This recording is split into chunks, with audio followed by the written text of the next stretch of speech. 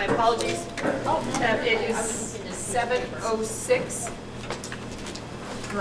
I just wanted to let everybody know that we do have an executive session at the beginning of the meeting, so that'll happen in just a couple of minutes. But I also wanted to let you know, we have some members of the executive committee who have stayed and would like to have a word with us around our discussion around determining the renovation committee and their charge.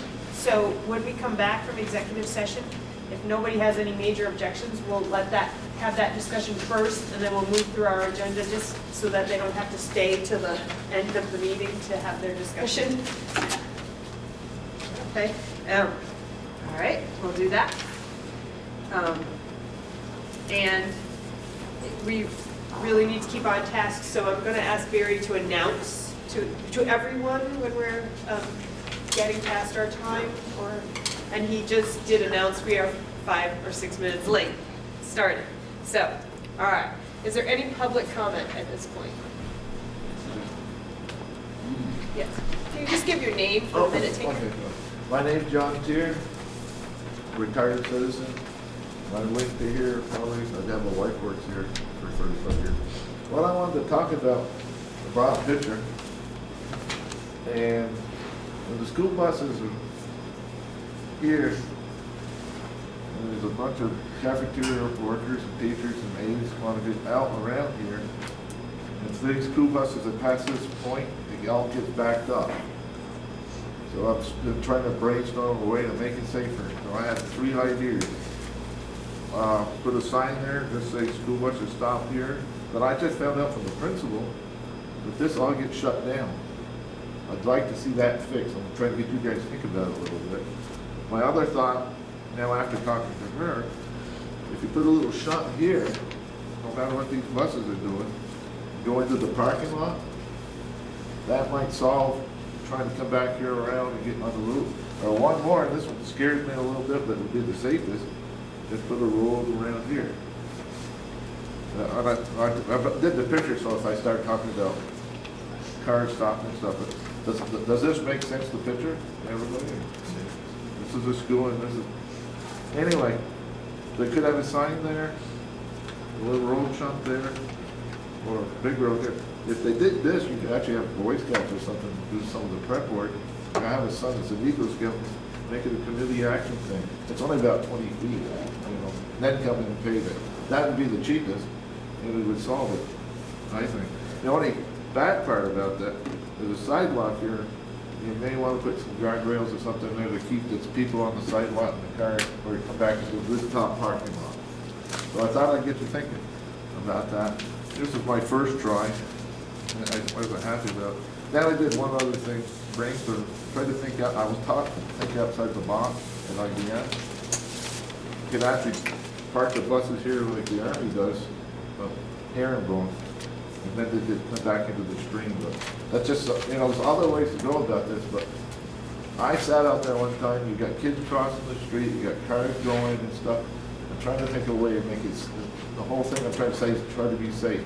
I used to be a crossing guard as a high school student. That might be one way to make it a little safer, to put it right at the end of the sidewalk. Anyway, I'd like to thank everybody for the jobs you're doing and stuff, and be safe going home because the roads are starting to get a little ice on it. And that's my presentation. Thank you. I'm glad to hear that you were speaking with Jess about that issue. So I hope you'll have more conversations about that with Jess. It's good seeing you again. Good seeing you too. I did this 6 years ago for another issue. I hate public speaking. Thank you. Thank you. And I know you're going to have your second session, so is it.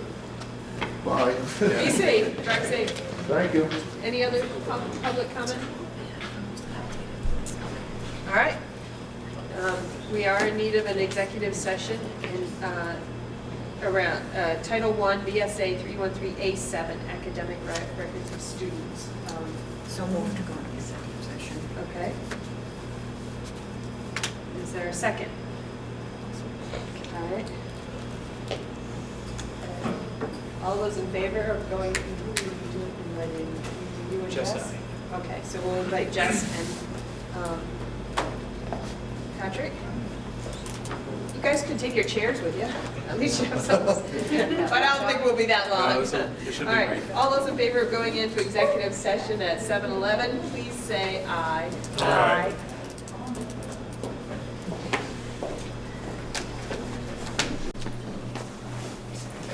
Michael? I have had of it. Oh, here you go. All right, so now we're just gonna take that one agenda item under board management, where is it? Determine the renovation committee and their charge.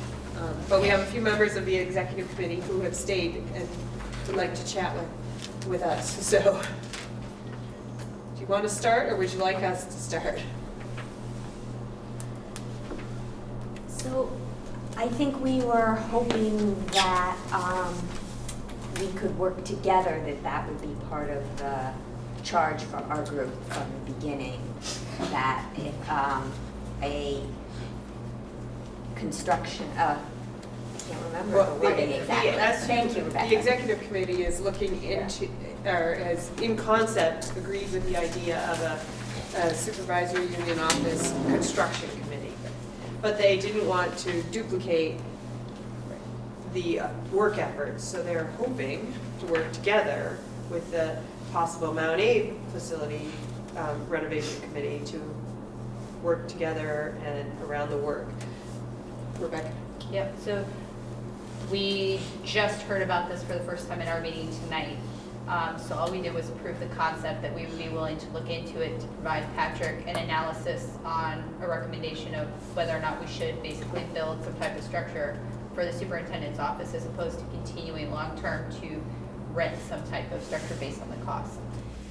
But our concern was that if we were going to put that type of building on this property, or maybe even attach it in some way, and we're doing a MtAbe possible bond as well, a lot of things that may need to get done may have economies of scale, may have considerations that should be looked at in conglomeration with one another.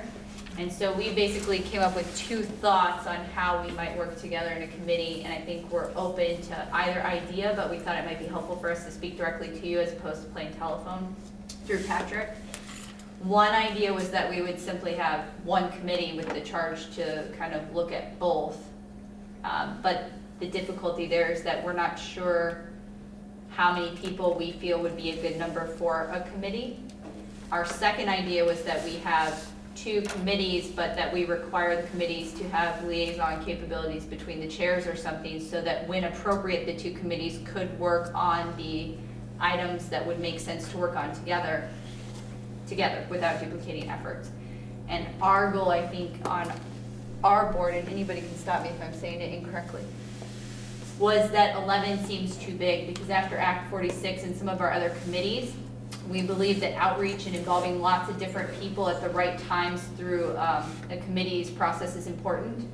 Having all those people actually charged to be committee members for the whole length of the project can become incredibly burdensome in terms of actually getting people together on a regular basis for meetings, having the right people show up all the time so we get consistency of making decisions with the whole body there, and aren't really necessary. So we were hoping to maybe reduce, if it's just our committee, not having an 11-member committee, but something that's smaller and just based off board and possibly staff, and then we can always invite people as the process goes through where it would be appropriate to have community members or experts or other people come in and invite them, and people could still attend because it will be a public meeting to contribute where they feel necessary, and we would do public engagement still as well. But our thought would be to make it something that's not so burdensome that we can't find the time to meet. And we just wanted to provide those options to you and to let you know that we were interested in working together, and we think it would be very beneficial if we could do something like that. Right. And I think another element of the conversation was that, and you've probably discussed this as well, that seeing as how this is, affecting a long-term scenario, that, we're reticent around making too many decisions at this committee level, and we want the new board to take ownership of this in terms of, reporting as soon as practical.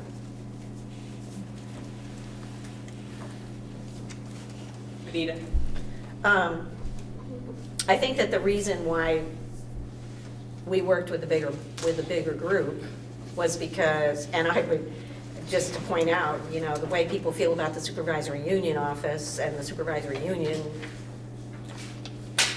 setup,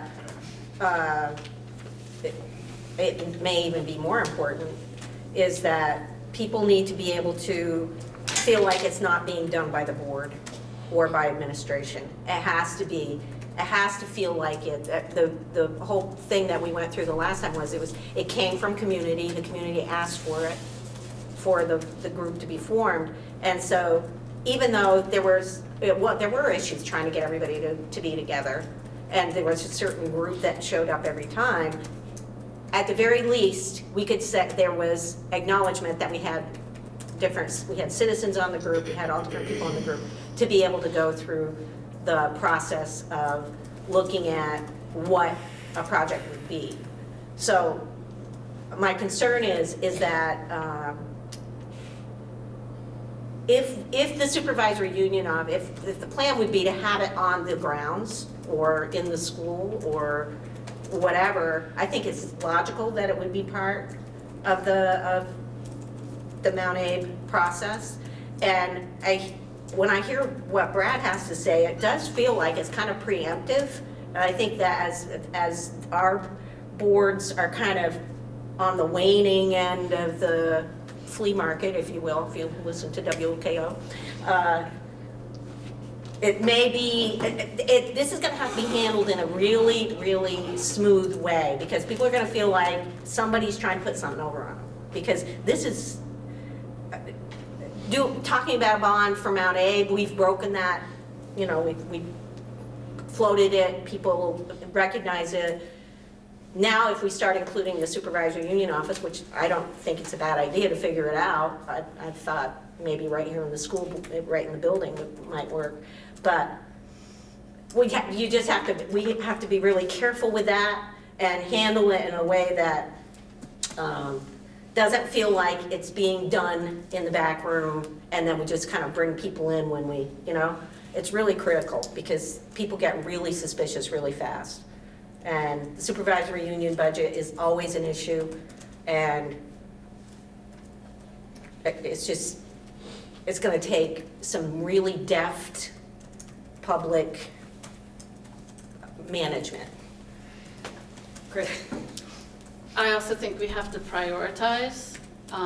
I would hate to see a bond effort for MtAbe go down that otherwise would have passed because we tacked something onto it. This school is in some serious need of improvements and being taken care of. And I think that should be the priority over the supervisory union that has decent space, and it's not like your space is in disrepair. We have students to take care of, and that should be our priority. Go ahead. I'm sorry, so just to make it clear, the executive committee doesn't represent the supervisory union any more than any other board, so it's not us looking at a building for us. Oh, no, We I know. absolutely support MtAbe, and that was a question we had to, was making sure that the MtAbe school would be at the forefront because we agree that it is a primary need. But when Patrick and the office come and tell us how much money we're spending per year over the course of the next 3.5 years that we have left on our contract, and what that would look like if we did it for the next 20 years, it ends up being a significant amount of money which we get no actual investment return on other than space we've used. And that doesn't account for hikes in rent and things like that, or our needs going forward. So I think the important part too is that this is a preliminary look to provide advice only to Patrick. And I agree when it gets to the stage that we want to start marketing an idea and filling out the details, it should have more community member involvement and stuff.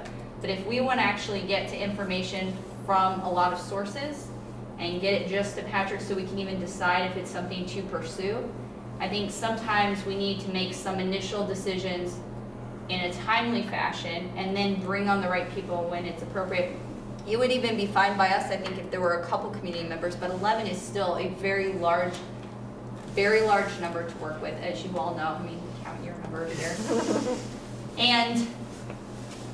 And we don't want to hide it from anybody. All the meetings are public. I mean, we have an open meeting law. So there's no effort that this would be something that's hidden from the public or as a backdoor effort or as a supervisory union budget line item that nobody gets to vote on. It would be something to consider so that when we decide how to go forward with the bond for Mount Abe, and when we do and how much, if it makes sense to present the idea to the public or not, that we might need to look at a building or an add-on for the supervisory union. So, like I said, I don't think any of us want to detract from Mount Abe being a priority in students, but long-term, we also don't need to bleed money out for administrative offices that we're renting from somebody else. And that's just, I mean, where we are right now, but going forward, I think we could at least make a strategic decision as opposed to just sticking with what we got because we have something else going on too. Sandy? So we have a draft charge, I think, that we're going to be reviewing, and I noted that the language indicates it'll consist of no more than 11 members. So keeping that in mind when we're charged, whoever ends up being the board chair will be appointing the appropriate people. So I definitely would take that in mind. Anyone else? Autumn? I have to echo Chris's concern that it seems like Mount Abe bonds have gone down multiple times in the past 2 decades, and having something that gets more complicated and more expensive provides more reason for people to say no, whether that's a good decision or not. That's my concern. Amanda? I look at what Bristol has done in the last few years. They needed a fire department, a police station, and a rescue squad building, and they did them individually. And I think that they probably could have saved a boatload of money if they had built one public safety building one time and co-located all of those facilities. So I think, I'm a coupon shopper, I love a bargain. So if this is presented that we're spending a boatload of money on the supervisory union office, and Mount Abe is got some serious issues that we need to put some money into, if we can save money here and do the renovation there and put them together and save everybody money in the long run, and we pitch it that way, I don't see a problem with doing both of these together. So I guess we just appreciate your consideration. We wanted to come and personally talk to you and explain our rationale so that you could hear it from the horse's mouth and it wouldn't feel kind of like we always have something in between us since we all do work on the same 5-pound boards, just different parts of us. That being said, our committee did approve it, so regardless of your decision, an independent committee will be going forward, at least initially, with the charge to assess whether or not this is something we want to pursue. And so I would just suggest that even if you don't believe the committee should be together, that you at least leave open in your charge the ability, I believe in the charge that says you can work with any other board, and that we really look at trying to be as collaborative as possible so we don't waste money in the initial stages if we're both going forward on these charges when we need to do things together. Even if you don't fully support the idea of the bonds being together, that we could remain open to the idea of at least while we're making the assessment, that we do the appropriate parts so we don't spend extra money or time that would be a waste for us as a community. So thank you. Unless you guys need us, I think we're gonna take off. The roads look like they're getting worse. Okay, thank you. All right, thank you. Thanks. Thank you. Nobody mentioned it, but there's always big trailers. So, do you want to finish this topic out and get to a place, or do you want to go back to the agenda and work through it? How are people feeling? Anita? I guess the question I have is like, it seems as though, and maybe not, but it seems as though the Mount Abe process is really far ahead of where the process would be for the supervisory union office because of everything that we've gone through. So it seems like maybe if there needs to be an opening left in the charge for that to happen at a future date, to do a combination, but it feels like the supervisory union discussion, there's a lot of work that needs to get done before it gets to that same point that the Mount Abe discussion already is at. Does that make sense? So if we need to make leave some sort of a curve to get in there, I guess we can do that. I mean, I don't know. I think yes and no. I mean, I think they, you know, they're just having that first discussion right now, but we haven't formed the charge so that we're not, but we have all this earlier information that they don't have. But maybe some of the information we have could be useful to them as well when we start looking at it through a different lens, I think. Well, so are they just thinking that, is the thinking that the need is already there because, you know, the thing that we had done was the whole, you know, the facility study, looking at how everything's used and all the rest of it. That was a tremendous amount of information gathering. What's the information gathering process for the supervisory union office question? And where does that, you know, so where does that start and where does that, when will it be to the point of saying, okay, so now we can think about what would the building look like, how would it operate, those kind of things. Do you know what I mean? I think I understand. A needs assessment, I guess. So it's less about our space meeting our needs currently, because it works, like we're making it work, the space is beautiful. It's really just about fiscal responsibility. Continue to pay basically the same amount of money on an annual basis to something that somebody else owns, or pay substantially the same amount of money to something, on something that we own. The amount of rent we pay, especially when you take a look at say a 20-year average, and so that you know, I've already spoken with Kevin Harper about the thinking around this, so this is not news to him. He fully supports the idea. He said it makes perfect sense long range to not continue paying rent for a central office when you could build something that you own. It's just a much smarter investment of taxpayer dollars. And as a taxpayer, he's appreciative of that. Having said that, if we were to entertain a new lease, he said he really only is interested in 10-year leases. So when you think about, say, a 20-year bond or a 10-year lease that we're paying rent on, they're both considerable commitments. In terms of the actual number of dollars per year, probably, and this is part of what we have to take a look at much more closely, the amount of money we would need in a bond over, say, a 20-year bond to build a new facility that met our needs would be about the same as what we would average over the next 20 years in rent staying where we are. So it's really simply a matter of the same amount of money for a structure owned by somebody else or the same amount of money for something that is our property. I mean, just for argument's sake, in 20 years, so we build an office, and in 20 years, we have to upgrade the office. And we have to, in the meantime, we have to maintain the office, and we have to, you know, do all of the things that have to happen in the maintenance of a building. So I feel like you're not going to be able to look at it apples to apples, but in a way, not having to do that, I mean, look where we are right now. You know, maybe if we've been leasing this building all this time, it would, first of all, it might not look like it does now. You know what I mean? So I feel like you can look at it both ways, and I think that's the question that I would have, were I looking at the supervisory union question. That's what I would want to know. Okay, let's look at this thing and really draw it out and look at what happens after 20 years. What does the landlord now cover that we would be doing and we would have to deal with? I think those questions are important in that initial thinking process. So that's what I would want to see. Well, I think both the charges for both of them are very similar, but they leave this in the analyze stage. Analyze it and get word to the superintendent, give him a recommendation, you know, and then Patrick takes the recommendation and decides, you know, makes changes or whatever, and then brings it to the board. So it's really like information gathering to come to Patrick with this recommendation, so. Carol? How much more do we have on the lease? How many more years? I think 3.5 years. 3.5 years. And so at the end of 3.5 years, it's up for grabs, isn't it? I mean, So at the end you of don't 3.5 know years, we what either- is going to be Right. charged.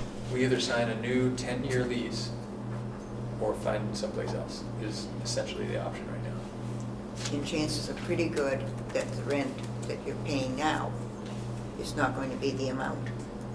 Probably not going down. No.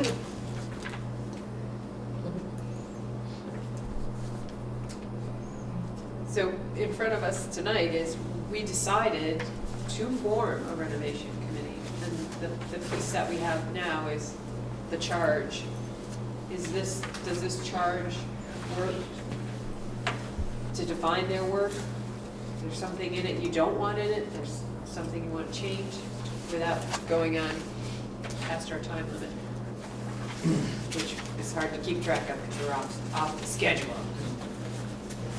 Does this leave a big enough hole in any other ANESU capital improvement committee? Does that leave a big enough opening for the executive committee to join us? Yes.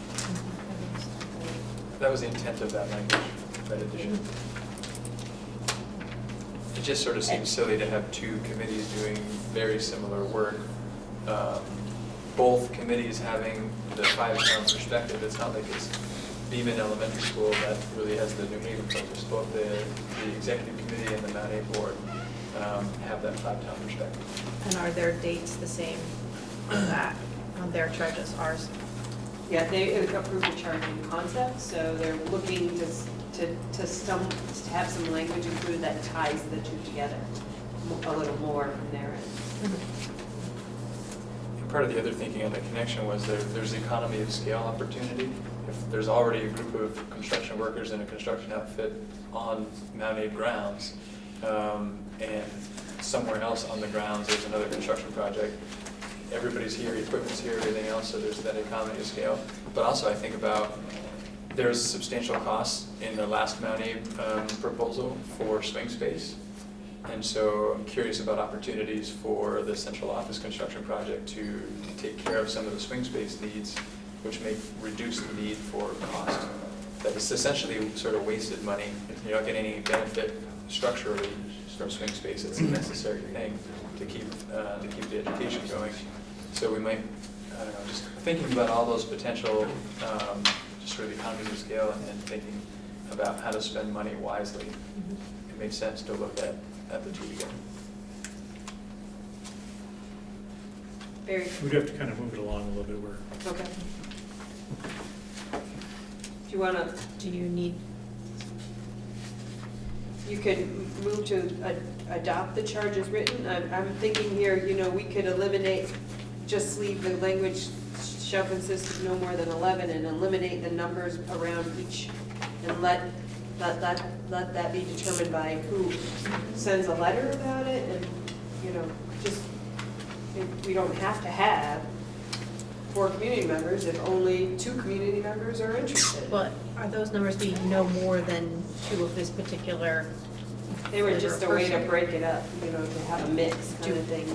But Is there a goal to limit so that you're not overpowered in the number of staff or board or community that we're trying to keep them equal? I don't necessarily think, I think it was just a way to distribute, you know, the work. Anita? When is the new board taking over completely? Is it June 30th, 2018? July 1, 2018. 2018. So there's a, I think that's kind of a factor. I think maybe one of the things that needs to be in here is that this recommendation needs to happen before then, or it's a moot point.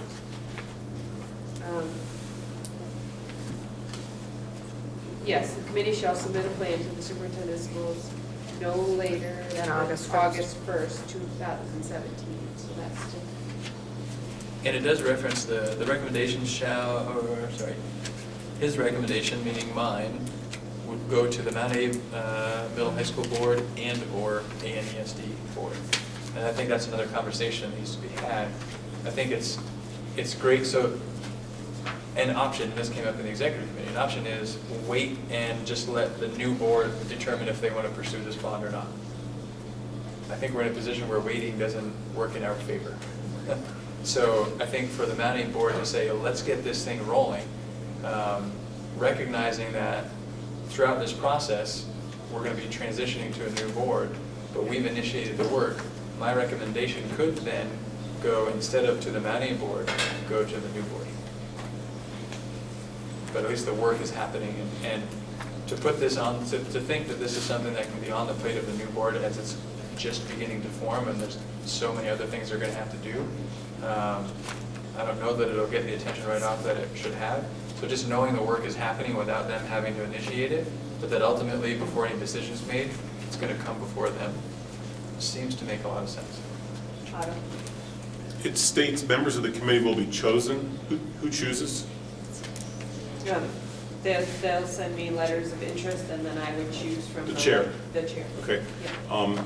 And could the recommendation on board composition include a recommendation to include ANESD members? Future ANESD members?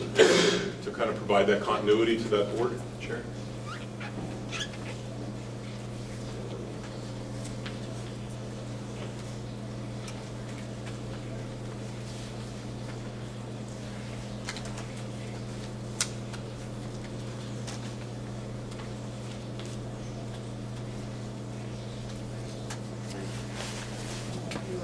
Carol? Will you be posting this in the Madison Independent? And then adding to it for people that are interested, that they can contact you? Because I don't think the community has seen this. No. And it's got to be done within the month. Okay. I think that. So you've got to get the information out to the community that such a committee is going to be formed, because it hasn't been yet. And if they have an interest, they can look to see what they might qualify for on here. Because how else are you going to get the word out? Yes, thank you. Sadie? So I'm ready to make a motion. Okay. So I would move to adopt the charge as written with amendments to the second paragraph in the middle when it says comprising of board members, to take off the numbers for each of those, meaning the board members, staff, students, and community members, to take off the number piece. And then also to include comprising of board members and, I guess, prospective ESD board members, to add that. But otherwise, we'll keep the language the same. And we probably don't need perspective. We know who the board members are. Oh, that's right, that's right. The So- board just hasn't officially formed yet. Okay, is there a second for that motion? I'll second that. All right. Okay. Any further discussion? All those in favor of adopting the charge as written with the changes to the numbers removed after the comprising members, and the addition of the ANESD board members, and then there'll be a added document where I add in the contact information separately, all those in favor, please say aye. Aye. Any opposed? Any abstentions? All right, back on schedule. Consent agenda. I need a motion to approve the consent agendas. We have pay orders, minutes to set the tuition rate for 2017-2018 at $15,830. Set school choice limits at 10 in and 10 out, and approve the tuition waiver. I'll make that motion to approve the consent agenda. Okay? Is it too late to pull something? Yes. Well, unless the motion dies. Oh, But- go ahead and pull something. I rescind my motion.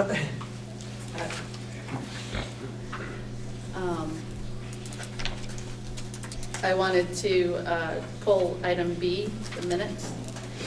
Okay. Is it just correction, like spelling corrections, or is it?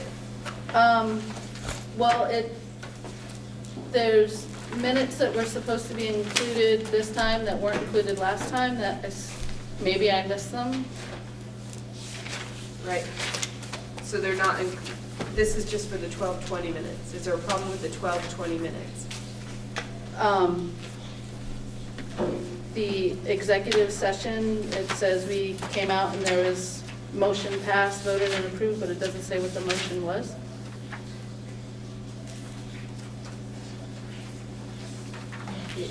That was, I know, there's another set of minutes somewhere because I read it somewhere about. Go into- or Oh, something. okay. That was doing it. All right, it's Yes, just motion confusing to the way approve pulled consent agenda items D, E, and F. Okay, then never mind. Okay, all right, so now, a motion to approve the consent agenda. I'll make that motion. All right, Second. all those in favor of approving the consent agenda, please say aye. Aye. Any opposed? Any abstentions? Motion passed. Okay, executive limitations monitoring report. In your packet, there was an update, financial report. Are there any questions regarding the financial report?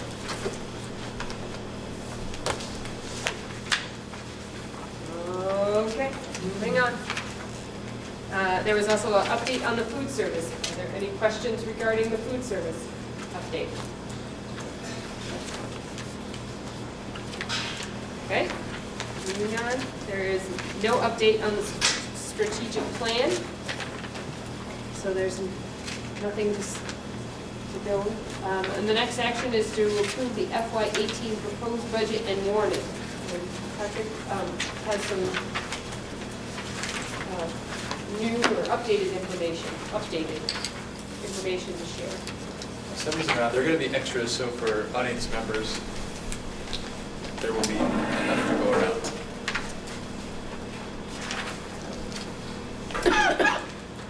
Want to send them back that way already? What's that? Or I was thinking they could just sort of end there, and then, or we can. Okay.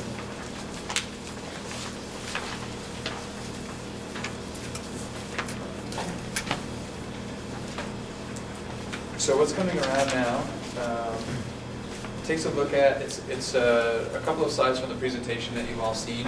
And I do have, for folks that haven't seen it, we can probably send this that way. Like one. This is the full presentation. For folks that haven't seen it with the updated slides. So this just takes a look at those last two slides, which look at sort of the summary of the financial picture. One of these slides shows without the $750,000 that is up for consideration right now to put into the facility, and the other shows the impact with the $750,000. That's the only difference between the two. What you can see is after a couple of changes, so I think looking at ADM, there were some revenue changes, and we can talk about all of those changes in detail if you'd like. But after all of those changes are coming through, the impact on the budget without the $750,000 is a reduction of 0.93% in terms of the amount of money that would need to be raised through taxes. With the $750,000 is an increase of 5.65% in the amount of money needed to be raised by taxes. So that just sort of kind of pulls it back to the presentation you've seen with those updated figures. We're looking at that side-by-side comparison of the two. We also have a packet that I'll send around to you because this is information that you'll certainly be considering. This shows town by town the combined tax rate, and for each town you have two pages. You have a page that shows what the combined tax rate would be with the smaller of the two budgets, and you have a page that shows what the combined tax rate would be with the larger of the two budgets. So that gives you a sense of what the tax implications would be on each of the towns. In addition, I think the most recent budget that you received, when I went through the scanner, scanned every other page, it didn't get the backside. So I don't know if you noticed that. Here is the full budget, all the pages, not just half the pages. I thought it was smaller. Yeah. In case we want to go into specific lines, we can take a look at some of those. But I don't encourage that.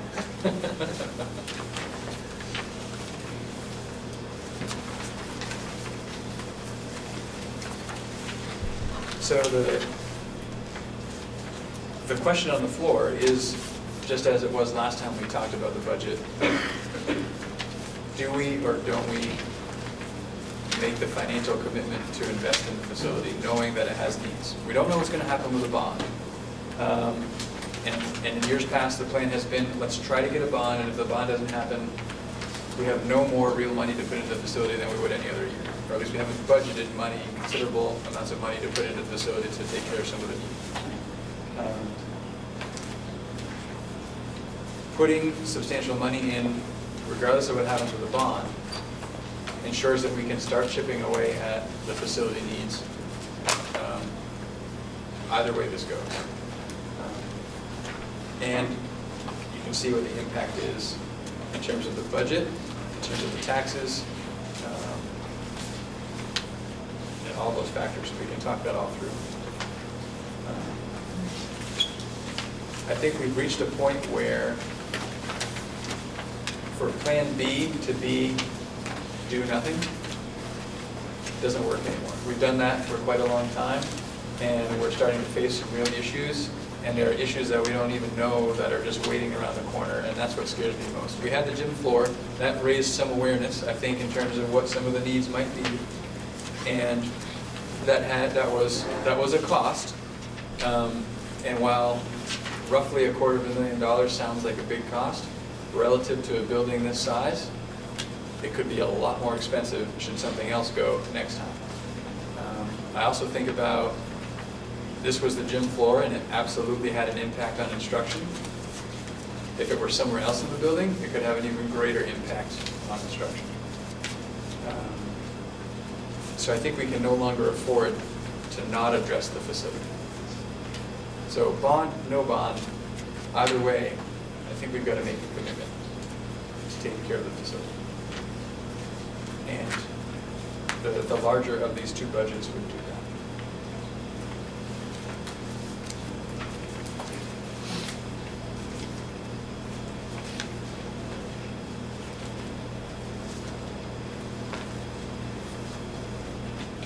Any discussion, questions?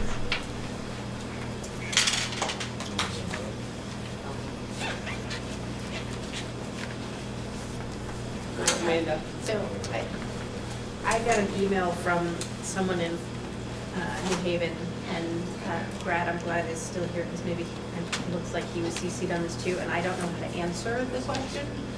So I just forwarded him the information that we were going to be talking about this tonight and invited him here. He's not here.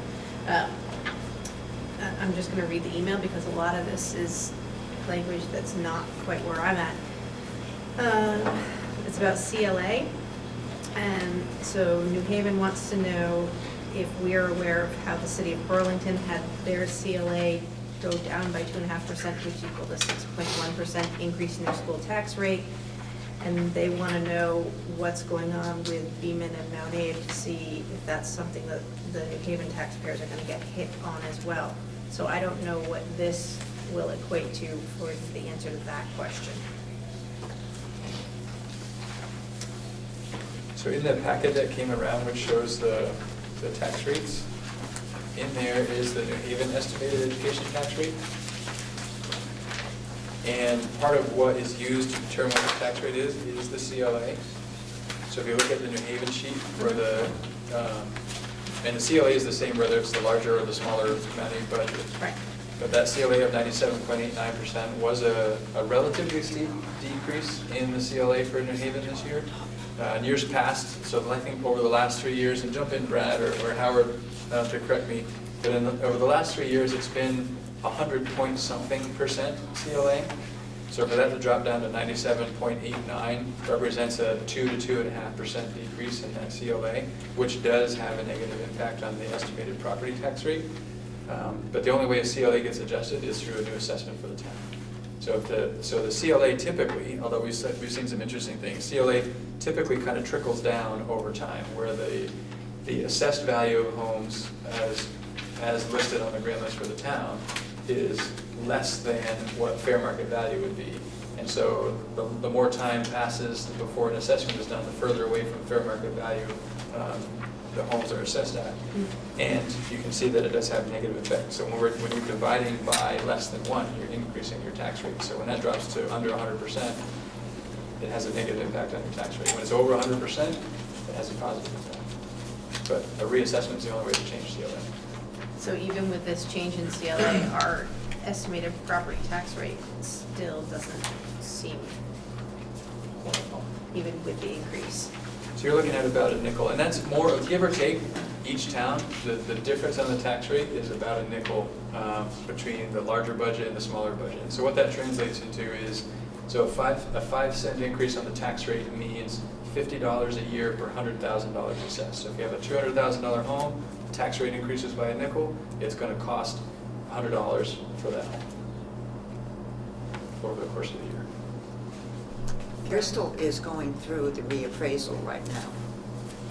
When it'll be done and what the results will be, we just have no idea.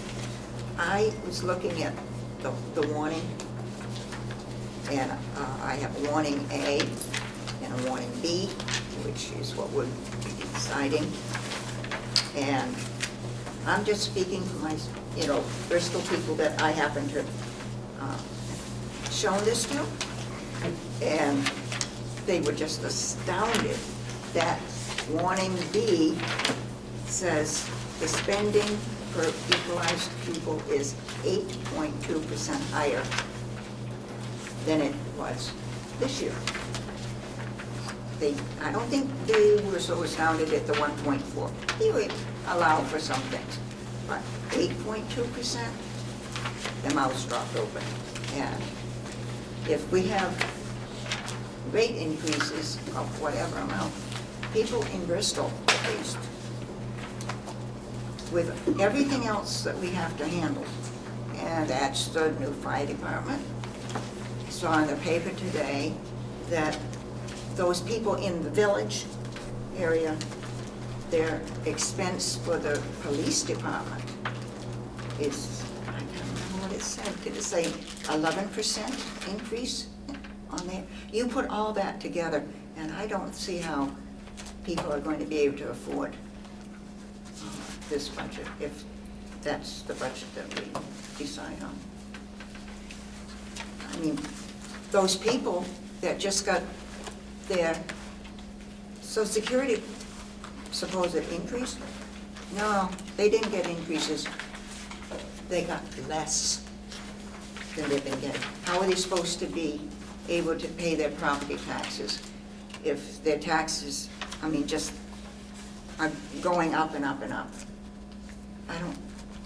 I wouldn't blame anybody that did not support this.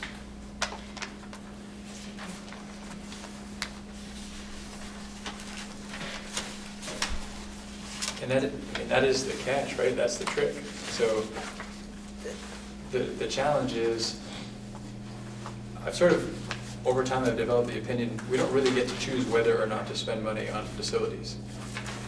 It's a matter of how much and when, but we don't get to choose whether we do or don't. When something happens in a failing building, when it happens, we often don't have a choice of fix it or not.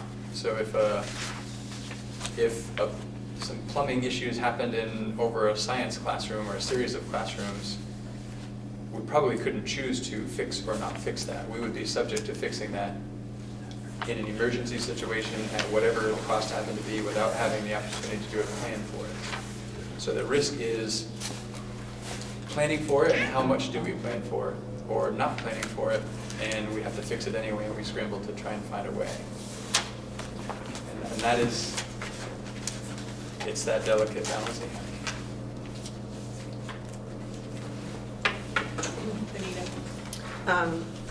As I said at the last meeting, I do think, I am concerned about the budget because I feel like I think it's going to be a heavy lift. But the way that you explained it at that meeting, as far as looking at it as equal to the bond kind of thinking, and the fact that there would be planning involved so that the facility plan could include the 1 million, it would basically be $1 million, right? Because of 250,000, which is already in the budget. there would be planning throughout the year as to where the money is going to be spent, when it would be happening, trying to foresee what's going to break down next so that that can actually happen in a timely way. And the thing, and it is absolutely true that the thing that we heard over and over and over again was, why the heck haven't you guys been taking care of this building all this time? You know, it's like, people didn't want to talk about the giant 32 million. They wanted to know why we weren't doing it all the time. So it's kind of like, okay, we need to be doing something. And if we have to start this way, then I think that we just have to be able to spend the money the best way that we're able to try to hit the high spots that we can see coming down the road at us. And I mean, that it is a direct line item explanation. I think it's something that is easily pointed out. Okay, without that 750,000, it was less than 1%. In fact, it was a negative increase for the overall budget. And that's assuming we're not looking at per pupil spending anymore, which of course we always have. But I think that if we can delineate it in that way and say this extra amount is directly for the upkeep of the building, I think that then people just have to make the decision. They either vote it up or they vote it down. And because the clarity is there, being able to lay it out that way so that people can actually see it, and then the decision has to be made from that perspective. Another challenge, the amount, $750,000 extra to put into the facility, I think, and people can raise questions, boy, do we really need to put that much in every year? Again, in a structure of this size, and Alden could speak to this more clearly than I can, about what that gets you. That $750,000 will almost get rid of the asbestos that's in here? No, Not quite. So that won't take care of the asbestos in 1 year. So then the next year we look at whether it's the HVAC system, that's the $750,000 probably. So when we're talking about the scope of a facility like this and the projects that need to be addressed, I don't think it would be a lot of work to identify projects that are going to utilize that amount of money on an annual basis for the foreseeable future. Doug, did you have a comment? Yeah, I do. The $750,000, how is that going to affect the bond, or would that roll into the bond?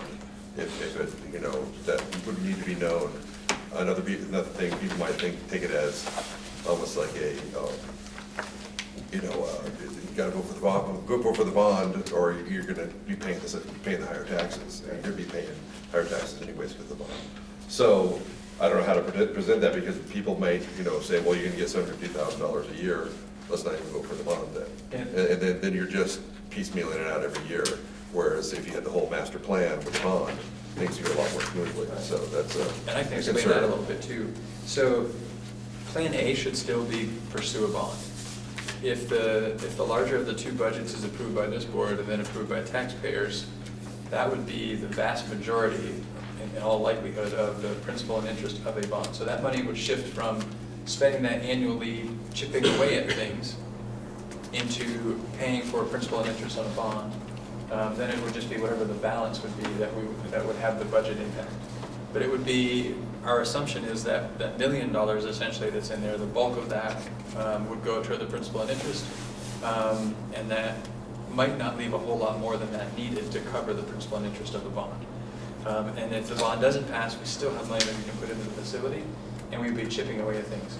Or if the two approaches, a bond at, I think we talked to the bond person the other day to get a sense, we're looking at about a 3% interest rate, Howard, am I remembering that correctly? So that 3% interest or so that you'd pay over 20 years saves so much more money than what we're going to see in terms of construction costs going ahead, and just what we lose in terms of, again, that economy of scale if we're doing little bits at a time. And every year we're bringing a construction crew in, which factors into the cost of a construction project. So. Carol? So you're looking for a bond of 20 years? Well, probably 20 to 30, and it depends on the amount of money that we go for, and we have some flexibility in terms of the length of the bond, and we could choose a length that most closely matches the money we already have budgeted so that it doesn't have a budgetary impact if that were desired. But that might extend the length of the bond, so those are all the factors that have to be considered. So by August 1st of this year, the committee should be proposing a bond or not. And they should know the amount of money. So people will know by August, on or before August 1st, what the bond will look like. Perhaps. So the committee, so the way it would work, the committee is going to make a recommendation to me. And if they make it by August 1st, that gives me an opportunity in August to come to the board and make my recommendation. And if that recommendation is to go for a bond, and all the terms of the bond were spelled out, and the board approved going for that bond, we would then have some time before a bond vote. And this is assuming November, which may be ambitious to go for a bond vote. It might be March when we want to go for a bond vote. That's all something that has to be thought through. But it gives time to, once we know we're going to be pursuing a bond, and we have the bond information, it allows time then to engage the community about why this and what it means, and to do that work leading up to a bond vote, whenever the bond vote might happen. So you kind of have to build in that time, that community engagement time as well. It would also be a lot easier to tell people when you put the bond forward, we've already budgeted to pay for it. So one way or the other, we're going to be fixing the facility. It's either we just do it up front or we do it down the road, but it's not going to change the budget to do the bond because we've already planned for the facility. And I think given the two that you're comparing, it's not often where we see a 1% increase or 1% decrease in the amount of money we need to raise by taxes to support what's happening at MtAbe. So in terms of timing, so if this were a scenario where we're looking at a 2 to 3% increase in the amount needed to be raised by taxes, and then on top of that adding $750 million to be able to take care of the facility, the impact that has on the tax rate and everything else is that much more so. So to capitalize on here when we're looking at a reduction in the amount of money needed to be raised by taxes, it's a little bit of an easier pill to swallow now than it might be other years. Same. So, feeling like I need to do the ABCs, you don't have to go in a lot of detail, but with what you gave us with the $750,000 without, What do you recommend? the 11717 handout you gave, the one pager, can you help translate for me where those numbers show up either in the warning or elsewhere? Because obviously those numbers and percentages are different than what I'm seeing elsewhere, and I'm not getting. So the number that shows up in the warning, so you can see the expense totals for the two. Right. Those show up in the warning. And the only other figure that shows up in the warning is the cost per pupil, which isn't required. So because we've passed Act 46, we could strike that language from the warning that compares the cost per equalized pupil this projected to the cost per equalized pupil this year. So so the number in the warning A in Article 5 is 11 million, sorry, 511,839. I just don't, I'm trying to find where that is. So that's, you're saying that's not, No, The it's- numbers don't. They don't match, This is is why. 11,283, this is 11,511. At a different percentage. you gotta get the warning. Here you go. This is what I kind of. I had the same question back, Cindy. Okay, good. It's not just me. It's exactly the same question.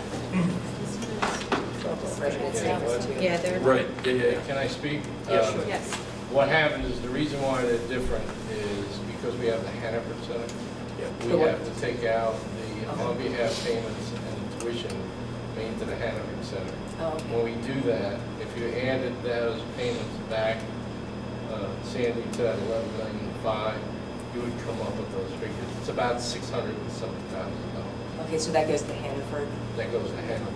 Got it. Yeah. And so that's what. So that's why we have to take them out of it and only warn the net amount that we actually need to raise by tax. Got it. Shouldn't that go the other way? These are higher. Yeah, I'm still not getting it. Yeah, these, it's Your higher in budget the would warning. be higher, but the warning is lower. This Because is that the other one way is- around. The warning's higher. The warning is higher. It's higher. Yeah. Warning's not higher. Warning is 11,511,839 without. and the proposed budget without is $11,283,024. That's not the budget. The budget is 12 million.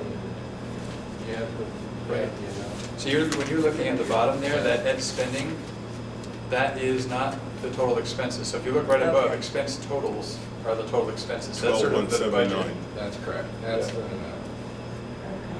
this So if you one, take and the that's- difference Okay, between yeah. that Yeah. and Yeah, that makes 11,005,000, And that's on the Those are back the page payments. of the budget that we got skipped pages that he passed out, that's on there. It's really confusing. Well, and the reason, so coming back to this 11717 document, Right. the reason we did this was to give you an apples to apples comparison, because if you look at just the expense totals year over year, last year was a 3.9% decrease, looking at the one without the 750K. And from last year to this year would have been a 9% decrease in expenses.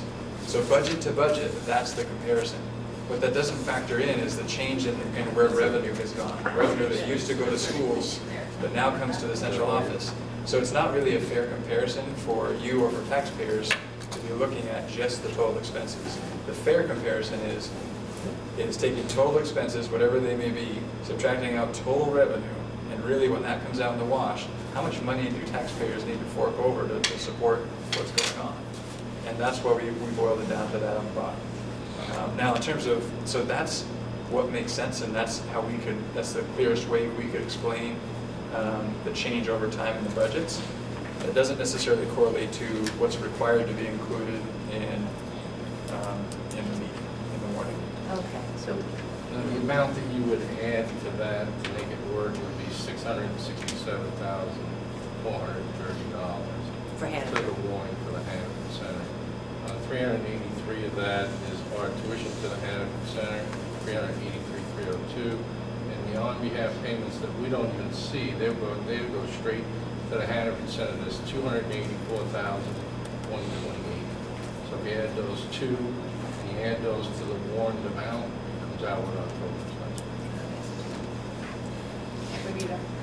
Is there still a penalty on the per pupil spending? There is. And where are we at? And that's in your packet, you got that worksheet, that complicated worksheet, the one with all the columns and everything.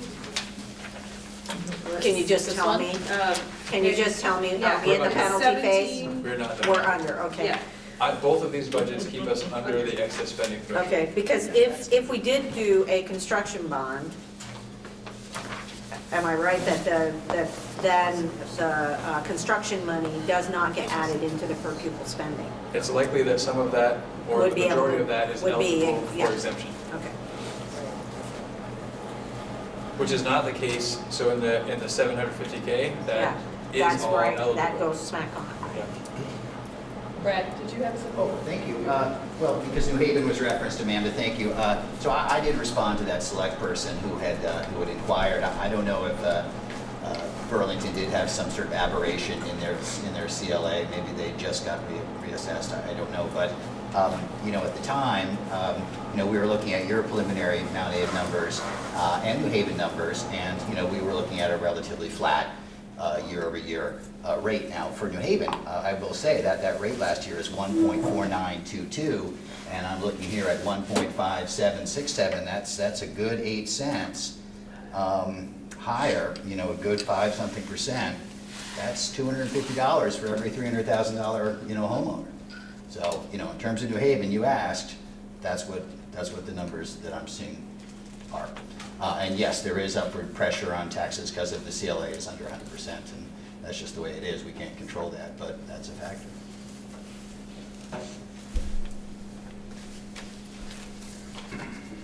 Barry's got to say something. Go ahead and say it. We have to get going.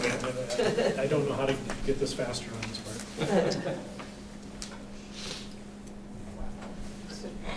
So the task in front of us is to choose an amount and approve the budget amount and the warning. And the difference is really about 5 cents is what we call it, the Right. So it's a little different comparison than what Brad was citing. So Brad was citing last year's tax rate to projected this year's tax rate, which would be 8 cents for New Haven.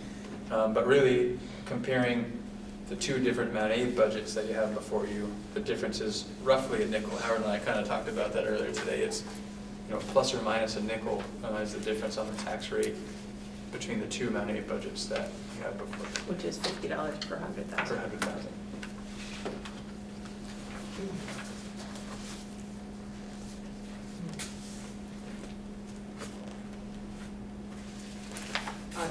If we bring a budget forward that includes $750,000, the second option, and that budget goes down,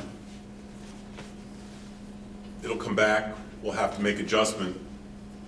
The committee will still be going forward and studying the renovation requirements and could bring forward a recommendation for a larger project that would include a bond that could go forward in a future budget recommendation. And so the trick always when a budget fails is really trying to wrap your head around why. And that's a very difficult thing sometimes to do. When you think you have a sense of why, you can then adjust a budget accordingly. But sometimes getting to the why is a challenge. So if you could come back and reduce the budget, you could put the budget back out for a vote at the exact same dollar amount. Like you have options available to you. It's just based on what information do you have, and with that, what decisions do you make, and what goes back out for a revote.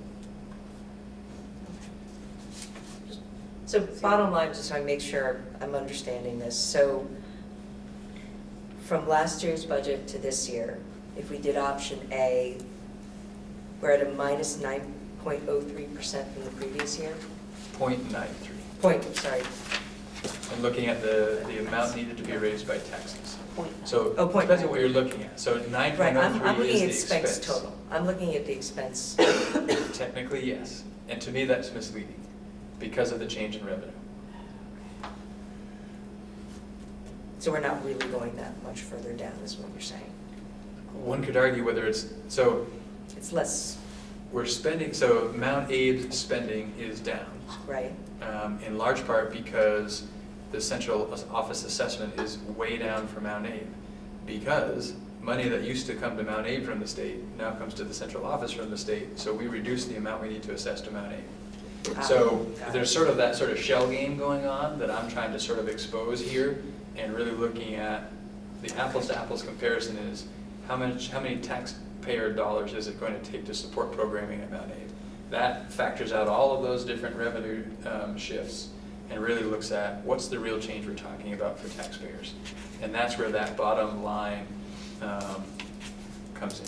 And that's without the 750K is a reduction of 0.93% in the amount of money needed to be raised by taxes. Versus with the 750K is an increase of 5.65%.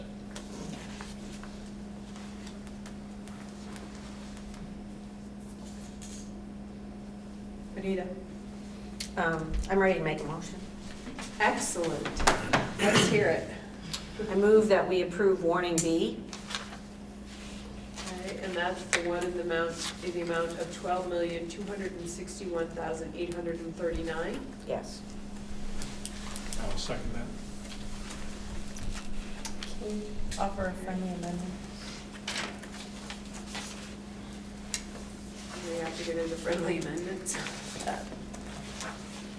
You had said before we don't have to include the per equalized pupil numbers in our warning. That's something that Howard and I just did a little bit of digging on. Because we've approved Act 46, we no longer need to include that in the warning. Everything else needs to stay, but that last sentence isn't required any longer. In order.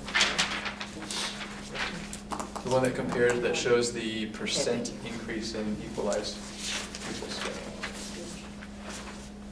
I don't know how a friendly amendment works, but I am happy to see that go out, and only because, not because it's anything that needs to be hidden, only that it's complicated to explain why that it looks like that kind of an effect. It's a complicated matter, and so it's not exactly. So the friendly amendment is to just list the per equalized pupil amount and remove the last sentence, is that correct? Or is it remove both last sentences? It's just remove the last sentence of Article 5. Right. So you have to put the per pupil cost, but you don't have to say what that percent is. The last sentence of Warning. Article 5. Article 5 warning. Thank So you. this is what caught us up the last time on this. We had to have a special meeting. So did somebody second the friendly amendment?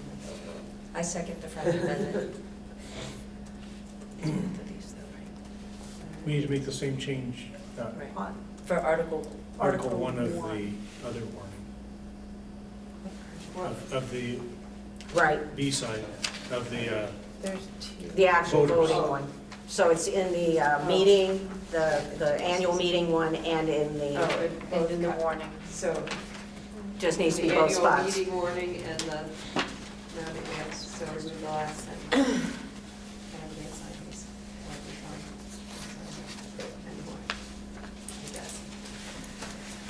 Both pages. Any further discussion? I'm sorry, I don't understand the purpose of that. Don't people want to know what the change is from year to year, percentage-wise? And I understand the complication of that particular, I understand what I don't understand about the complication of that particular number. But aren't people going to want to know, are my taxes going up? And if so, by how much? And I don't think that number is. So I'm not arguing that that's the number. Doug? Well, I just think that a lot of old timers are they're gonna be expecting that. I think that they're gonna be looking for that, then they're gonna think, they're You're trying to hide something. So they're gonna try to hide something from Well, us. to be Yeah, honest with you, I that only was in there last year, that was put in. Oh, really? That's correct, it was never in the. Ever before? Okay. It was an Act 46 ad for last year. I think the risk is if folks look at that percent increase and assume that percent increase very- is how it's much my what- taxes are going up, Right, right. which is completely inaccurate, then they're making a decision based on false information. Right. Um, Yeah. They're gonna think the total budget is up by this. Right. I think it's just a complication that. So without being able to explain the formula for equalized pupils to the best we can, and recognizing that even with expenses staying the same, if equalized pupils drop, that percent increase in the cost per equalized pupil goes up, I think that's the complication that you were citing, Benita.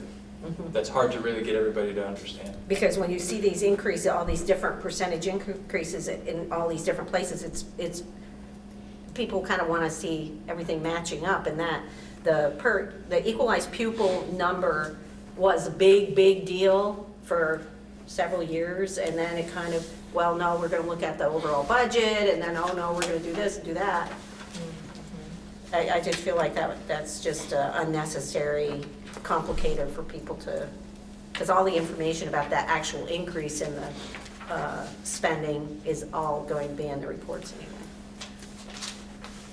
Carol?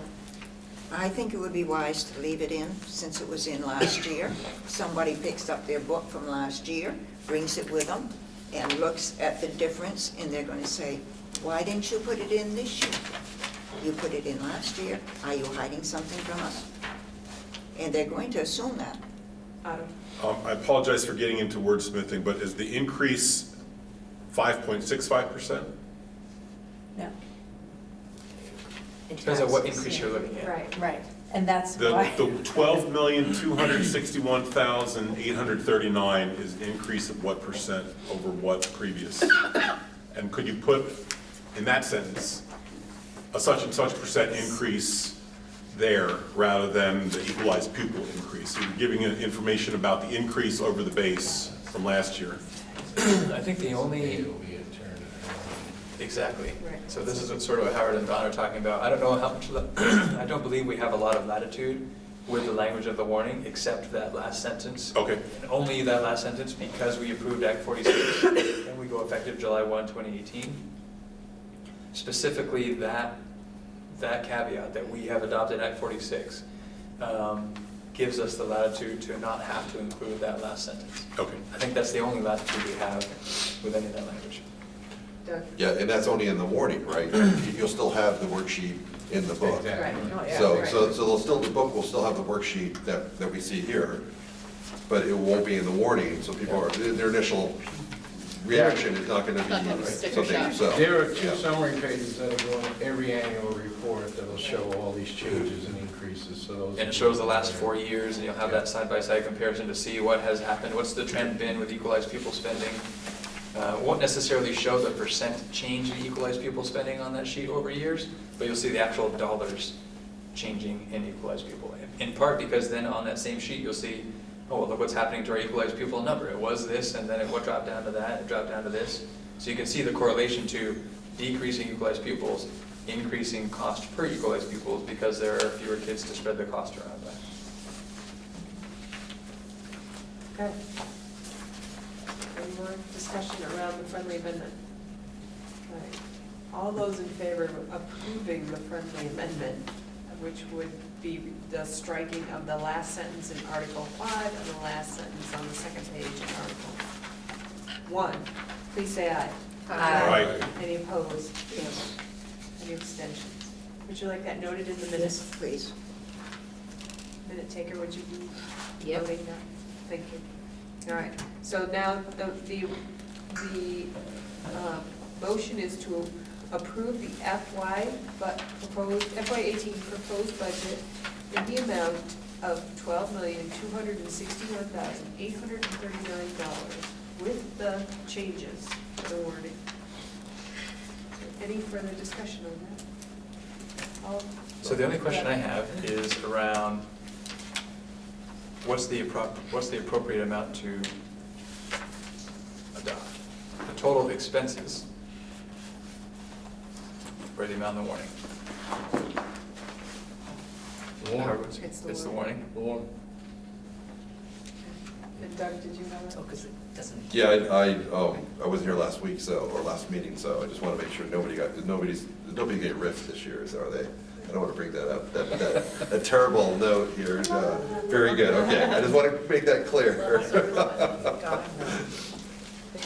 All right, so all those in favor of approving the FY18 proposed budget in the amount of $12,261,839 and the warning to be corrected, which I will go sign tomorrow, please say aye.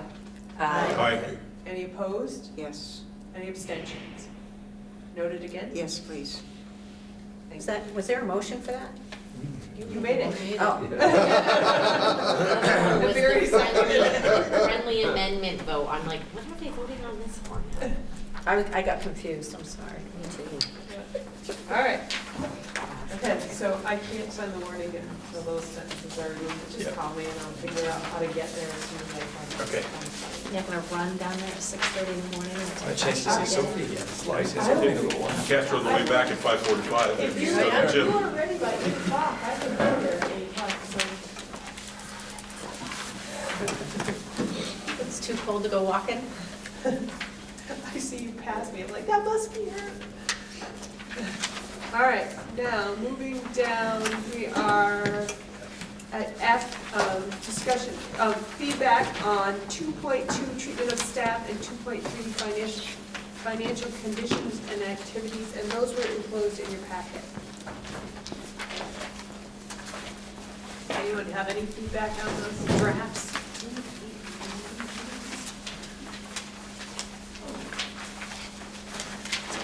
So just a reminder, sort of where we are in the process on this. So this is step 3 in the policy governance process, whereby I've created a draft interpretation for these 2 policies. That draft interpretation has gone to the policy governance committee.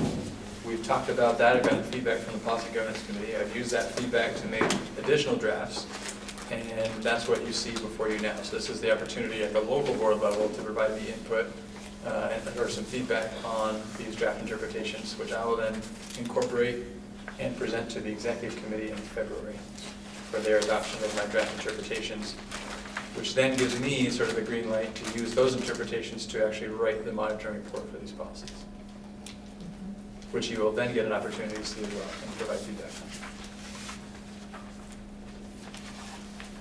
Otto.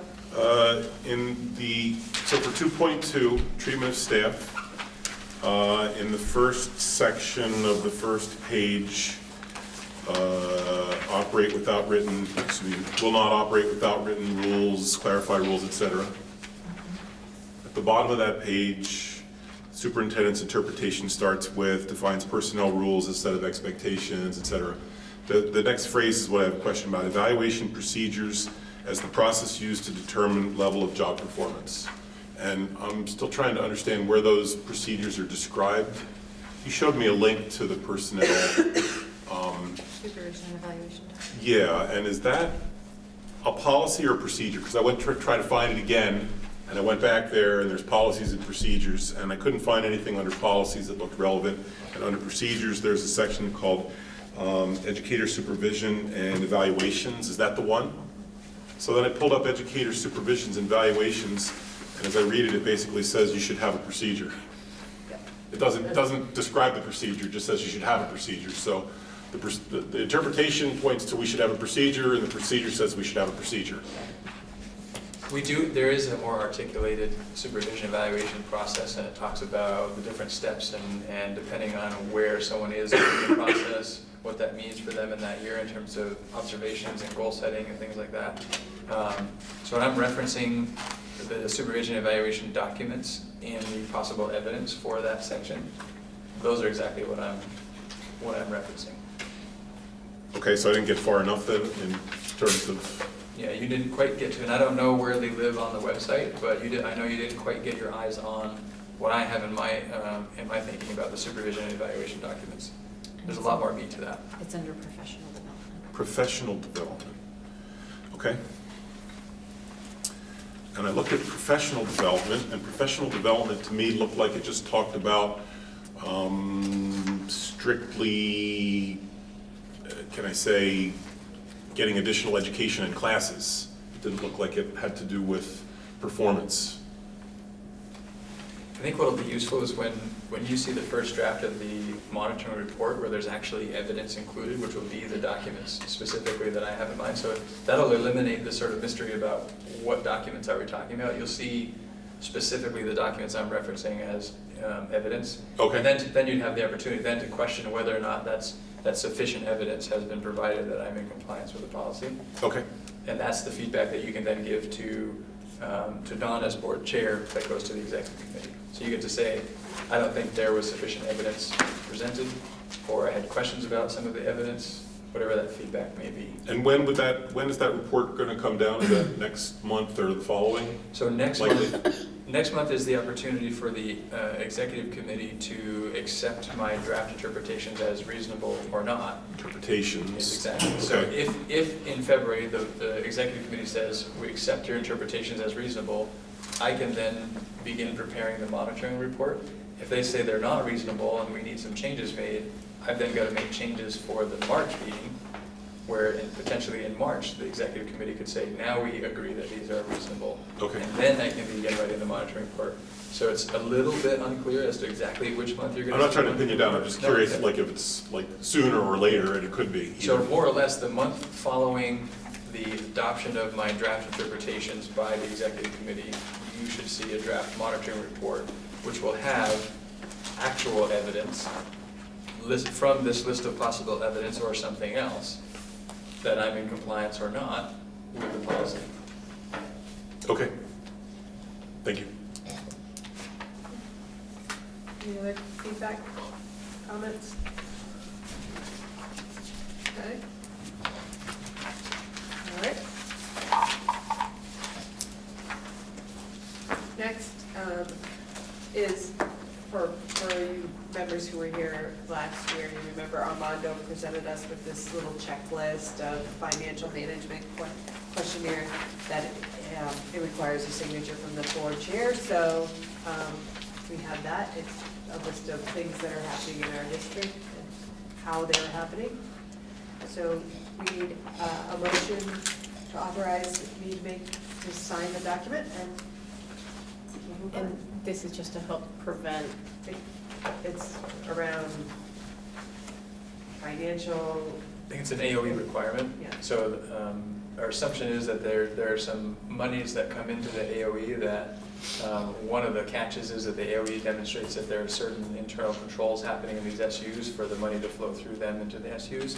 And this is sort of the state's way to be in compliance with the requirements of some funds that they get. As Howard can talk a little bit further, we have much more robust internal control measures and assessments through the audit process that sort of ensure that we're staying above board and doing what needs to happen. So this is just a different version, a really less robust version of that meets satisfactory state requirements. Did I get that about right, Howard? Right. I'll make the motion. I'll second. Second, I'm sorry. Doug. We done. Thank you.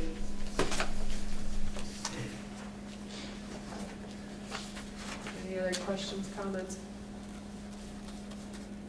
All right, all those in favor of authorizing the chair to sign the financial management questionnaire, please say aye. Aye. Any opposed? Any abstentions?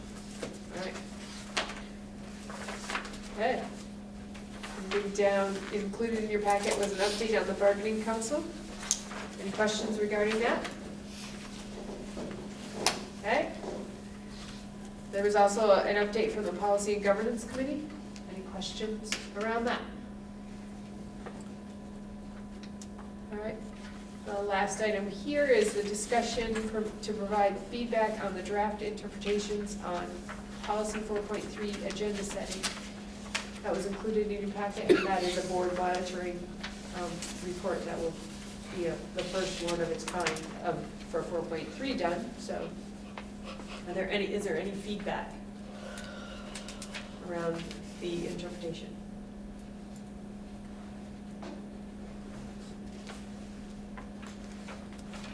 Okay, none. All right. Is there any other public comment?